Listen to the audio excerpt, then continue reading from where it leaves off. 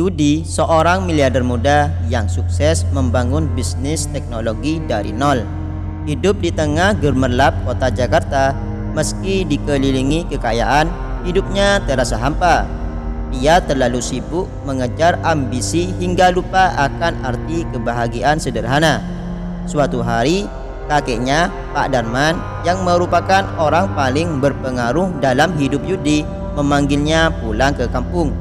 "Yud, kakek sudah tua. Sebelum kakek tiada, ada satu permintaan yang harus kamu penuhi," ujar Pak Darman. Yudi meski enggan mengangguk. "Apa itu, kek?" "Kamu harus menikah dengan pilihan kakek," jawabnya tegas. Yudi terkejut. "Kek, aku ini miliarder. Jangan asal jodohkan aku."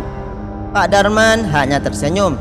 "Kamu boleh kaya, tapi hidupmu kering, Yud. Percayalah, dia yang kakek pilih akan mengubah hidupmu." Tanpa banyak pilihan, Yudi akhirnya setuju. Beberapa hari kemudian, kakeknya mempertemukan Yudi dengan seorang wanita bernama Siti. Ia adalah penjual gorengan di kampung itu. Dengan pakaian sederhana dan tangan yang kasar karena kerja keras, Siti tampak seperti kebalikan sempurna dari Yudi. "Apa-apaan ini, kek? Aku menikah dengan penjual gorengan," protes Yudi. Namun kakeknya tetap tenang. "Jangan lihat orang dari penampilannya, kenalilah dia lebih dalam." Demi menghormati kakeknya, Yudi mulai mengenal Siti. Ia kaget saat mengetahui Siti bukan sekadar penjual gorengan. Siti adalah seorang yatim piatu yang membiayai adik-adiknya hingga kuliah dari hasil jualan gorengan. Ia pintar, penuh semangat, dan memiliki hati yang tulus. Hari-hari berlalu. Yudi yang awalnya angkuh mulai belajar banyak dari Siti. Ia melihat bagaimana Siti selalu menghargai hal-hal kecil, sesuatu yang selama ini hilang dari hidupnya. Yudi bahkan mulai membantu Siti berjualan gorengan, sesuatu yang awalnya ia anggap memalukan. Tapi di balik itu, ia menemukan kebahagiaan baru, kebahagiaan yang tak bisa dibeli dengan uang. Lambat laun, Yudi jatuh cinta pada kesederhanaan dan keikhlasan Siti. Ia menyadari bahwa kekayaan sejati bukan tentang berapa banyak uang yang dimiliki, tapi tentang seberapa besar hati kita untuk peduli pada orang lain. Mereka pun menikah. Setelah menikah, Yudi dan Siti bekerja sama untuk mengembangkan usaha gorengan menjadi bisnis besar. Dengan kreativitas Yudi dalam teknologi dan ketekunan Siti, mereka menciptakan merek gorengan premium yang akhirnya sukses menembus pasar internasional. Tapi yang paling penting, mereka tetap hidup sederhana dan bahagia. Setelah bisnis gorengan mereka berkembang pesat, Yudi dan Siti menjadi pasangan yang menginspirasi banyak orang.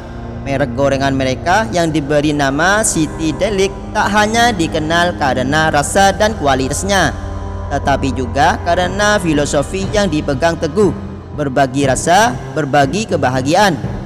Yudi dan Siti memutuskan untuk mendonasikan sebagian keuntungan bisnis mereka untuk membantu pedagang kecil di seluruh Indonesia.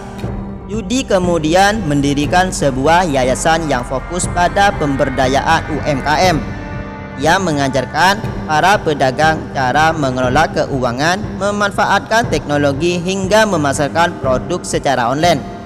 Siti yang tetap rendah hati sering turun langsung ke lapangan untuk berbagi kisah hidupnya dan memotivasi para pedagang kecil agar tidak menyerah pada keadaan. Suatu hari, dalam sebuah acara peresmian gerai baru mereka di Surabaya, seorang pria tua mendekati Yudi dan Siti. Pria itu adalah Pak Darman, kakek Yudi yang kini sudah sangat renta namun tampak bahagia. Dengan suara bergetar, ia berkata, "Kakek tahu dari awal kalau kamu, Yud, butuh seseorang seperti Siti. Dan sekarang lihatlah, kalian tidak hanya membangun bisnis, tapi juga membangun kehidupan banyak orang." Yudi yang selama ini jarang menangis tak kuasa menahan air matanya. Ia sadar bahwa keputusan kakeknya untuk menjodohkannya dengan Siti adalah titik balik dalam hidupnya. Ia memeluk kakeknya erat berjanji untuk terus menjaga warisan nilai-nilai yang telah ditanamkan oleh keluarganya. Namun hidup tak selalu mulus. Beberapa tahun kemudian, bisnis mereka menghadapi tantangan besar.